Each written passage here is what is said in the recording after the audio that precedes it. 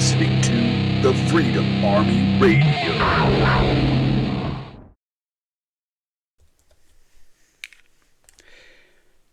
Welcome back to another episode of the Writers Guild. Today's article was written by yours truly on March 31st, 2025. And it's titled Brown Noser. Remember the good old days? Sitting at a tiny desk while one adult across the room talks at you? This is the way we learned our 1, 2, 3s and our ABCs. We also learned how to behave in a group setting. Through social and societal pressure, we learned our place in the world. Any detraction from the accepted program resulted in punishment by means of embarrassment or time. I personally may have spent a fair amount of time in detention. These formative years shaped our perception of ourselves and those around us. We discovered our limits in society and what is expected of us. We discovered our self-worth was derived by a single number. A failing grade meant you were a failure. Poor grades meant poor character. And so out of fear of public defamation, most did at least the bare minimum to pass the grade. Any good scholar of academia would tell you the principles of educational institutions are derived solely by the benign interests of its students. However, some could argue that these scholars and experts are actually the product of a system that designed them, a system that validates those that conform to it, a system that offers them conditional success.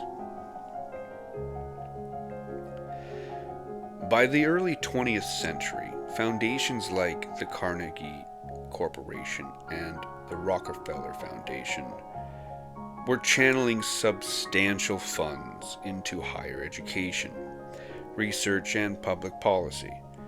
As universities expanded their research capabilities, partnerships with corporations increased. Companies sought the expertise of universities for R&D, leading to funding arrangements and joint ventures. Universities began to commercialize their research, leading to patents, technology transfers, and startups. This created new revenue streams, but also tied academic research more closely to corporate interests. Today, most universities rely on significant funding from corporations for research and development, often in fields like pharmaceuticals, engineering, and information technology. Well, this begs the question, who is the benefactor of academia? Does it produce free and critical thinking minds to take on the world and solve all the challenges? Does it effectively educate? Or does it selectively indoctrinate? Rockefeller once remarked, "I don't want a nation of thinkers, I want a nation of workers," indicating a preference for an education system geared towards producing a compliant and efficient workforce rather than fostering critical, independent thought. Critics claim that Rockefeller's funding came with strings attached, enabling him to exert significant influence over education and research agendas. Every charitable entrepreneur hopes for a meaningful return on their philanthropic investments, by funding institutions like the University of Chicago and creating entities such as the General Education Board. He could steer educational policies and practices to reflect his values and interests. Certainly not those of the students. It's the old two truths and one lie trick. While some graduates do secure higher paying and prestigious jobs, such opportunities are not accessible to everyone. Those who do, often in fields such as medicine or law, tend to work extremely hard, which is admirable. Nothing wrong with that. However, despite their higher earnings, they frequently have little time to enjoy their limited wealth. Many become effective slaves of a system that depends on their complicity in order to preserve their lifestyle. While the hardest working people in society pay their student loans off over 40 years, the real benefactors collect the interest. Here are some damning facts to beautifully illustrate the point. In a single person's life, the cost of education has increased over 10 times. More than half the international students that complete some post-secondary education do not stay and contribute their skills to the community. They go back home with a prized piece of white man's paper. Nearly $2 trillion of America's debt is student loans. That will never likely be repaid. Let's be real. The value of a diploma itself has degraded significantly in only a few decades. More people have them, and there are less jobs for them. In the U.S., as of recent studies, over 40% of college graduates are underemployed. So I ask you, are we really creating the best conditions for our children to grow? After 18 years of government-funded public education, most students do not reach their potential. Isn't that the point of school? At some point in their development, an inferiority complex arises from peer pressure or feelings of inadequacy, but it's all related to their associated number or grade.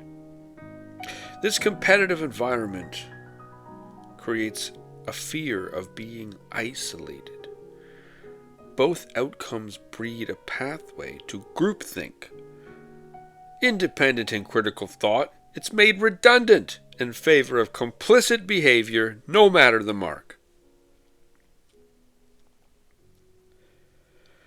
So most students learn to deny the very thing that makes them special. Curiosity, of course. Every child comes into this world happy and excited to live, to love, and to especially learn. What is taught is sadly not self-derived by their own unique curious nature. No. Research suggests that being constantly surrounded by the same age peers can limit the development of broader social skills.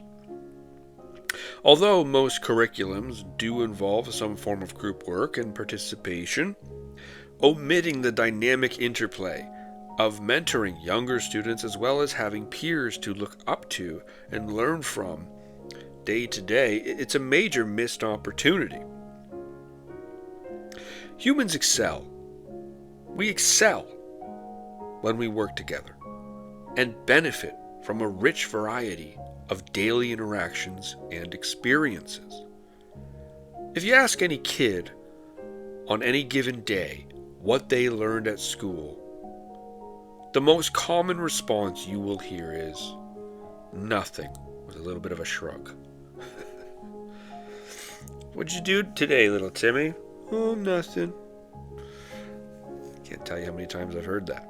Why is this? How could this be? Most kids seem bored. They don't want to be there. Is that their fault?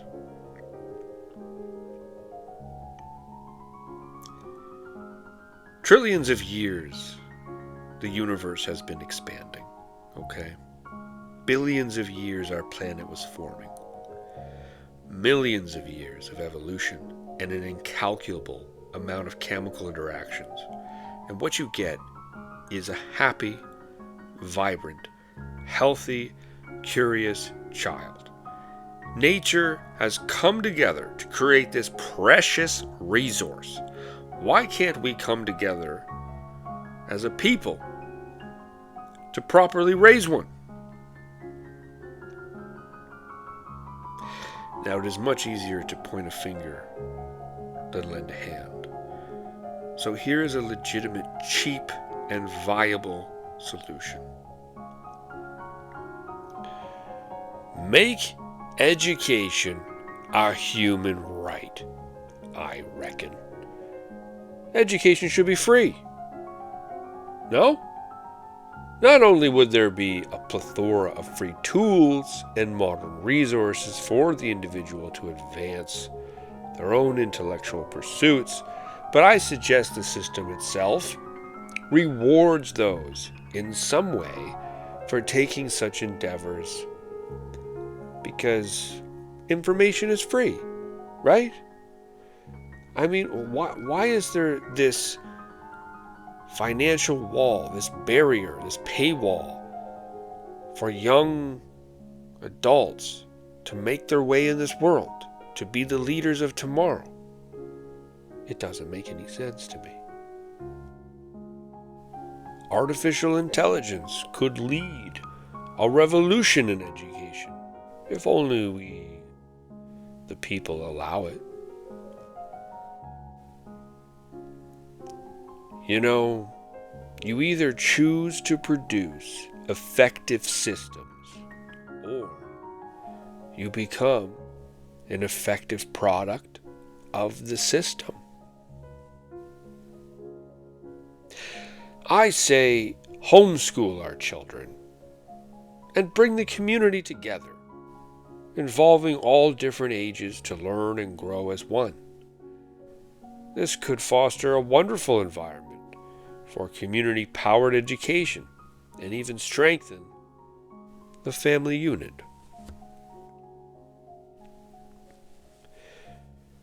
I think it's time to give our children the chance they deserve. So if you have a child, give them a big hug and tell them how much potential they have, if only they believe it. Well, thanks again, folks, for listening to the Writers Guild here on the Freedom Army Radio. That's all. Until next time, take care, and don't forget, stay true, stay strong, stay free. Good night.